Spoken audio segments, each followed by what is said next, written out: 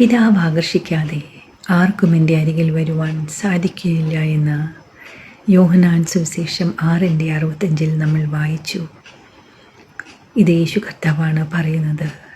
അതേ പ്രിയരെ, യഥാർത്ഥ വിശ്വാസവും രക്ഷയും നൽകുന്നത് നമ്മുടെ അപ്പനാണ്, സ്വർഗത്തിലെ പിതാവ്, അബ്ബാ ഫാദർ. പിതാവ് ആകർഷിക്കാതെ നമുക്കൊരിക്കലും യേശു കർത്താവിൽ വരുവാനോ വചനം മനസ്സിലാക്കുവാനോ അത് തുടർന്ന് ജീവിക്കുവാനോ നമുക്ക് സാധിക്കുകയില്ല.